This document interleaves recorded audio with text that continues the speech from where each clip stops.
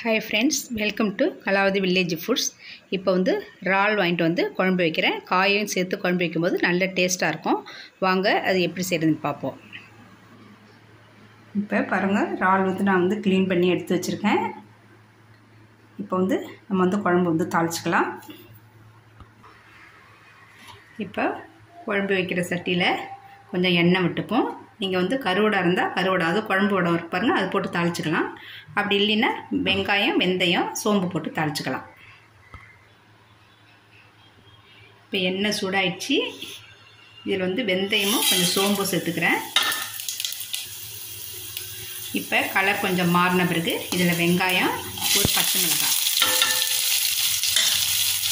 சேர்த்து இதை நல்லா வதக்கிப்போம்.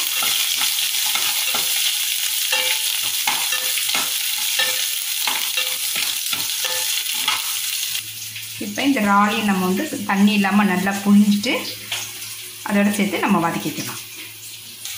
இப்போ இறாலையும் இதோடு சேர்த்துடும்.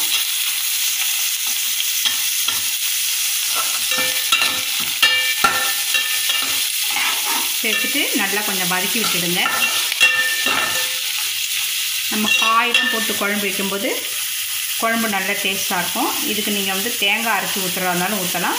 இல்லை சாதாரணமாகவே நீங்கள் அப்படியே தாளித்து விட்டு குழம்பு கரைச்சி இதில் தாளித்து விட்டுட்டு அதோட காயெல்லாம் போட்டு நீங்கள் இறக்குறதா இருந்தாலும் இறக்கலாம். அதுவும் நல்ல டேஸ்ட்டாக இருக்கும். நாங்கள் அடிக்கடி தேங்காய் சேர்த்து செய்யும்போது எங்களுக்கு கொஞ்சம் சரி பிடிக்கலைன்னா இந்த மாதிரி நாங்கள் செஞ்சுப்போம்.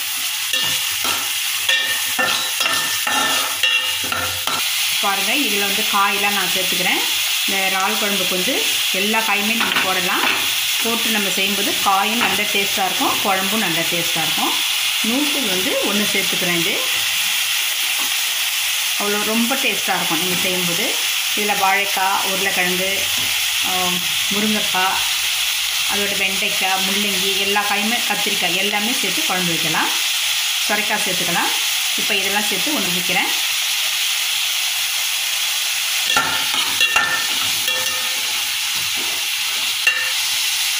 இதோட பிஞ்சு கத்திரிக்காயாக ஒரு 4 கத்திரிக்காய் சேர்த்துப்போம். வாழைக்காய் இருந்தாலும் சேர்த்துக்கலாம், நீங்கள் உருளைக்கிழங்கு சேர்த்துக்கலாம். மாங்காய், முருங்கைக்காய், முள்ளங்கி எல்லாமே செய்யும்போது இந்த குழம்பு நல்ல டேஸ்ட்டாக இருக்கும். இப்போ இதோட சுரைக்காய் கொஞ்சம் சேர்த்துக்கிறேன். எல்லா காயும் கலந்து சேர்த்துப்போம். இப்போ இதை நல்லா வதக்கி விட்டுக்கலாம். நல்லா கலந்து விட்டுருங்க. அப்படியே 2 நிமிஷம் அப்படியே நல்லா பரட்டி விட்டுரும்.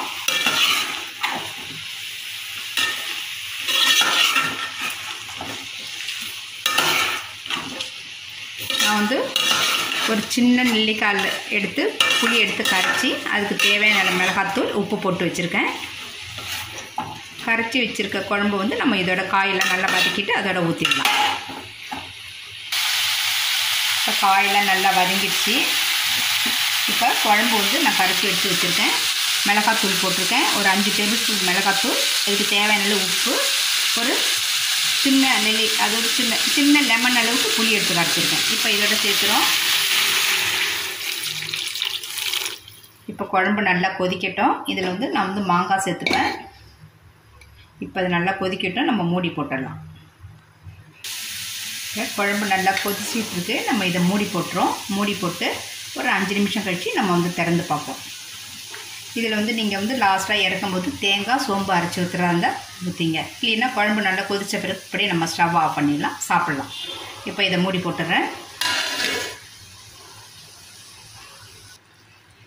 பாருங்கள், குழம்பு நல்லா கொதிக்குது. இதுலேயே நான் 4 மாங்காய் துண்டு போட்டுக்கிறேன். மாங்காய் நீங்கள் வெந்தோடனே கூட நீங்கள் எடுத்து வச்சுருங்கன்னா கொஞ்சம் முக்கால்வாசி பழக்காயாக தான் இருக்குது. நல்ல டேஸ்ட்டாக இருக்குது போட்டு சாப்பிடும்போது. இப்போ இது நல்லா வேகட்டும். வெந்த பிறகு மாங்காயை மட்டும் நம்ம எடுத்து வச்சுட்டு குழம்பு இறக்கும்போது நம்ம போட்டுக்கலாம். இப்போ இந்த குழம்புல உள்ள மாங்காயெல்லாம் நான் எடுத்துடுறேன். இது நல்ல முட்டைக்காய். இது அதோட கொஞ்சம் பழக்காய் இருந்ததுனால காயெல்லாம் கரைஞ்சிரும்.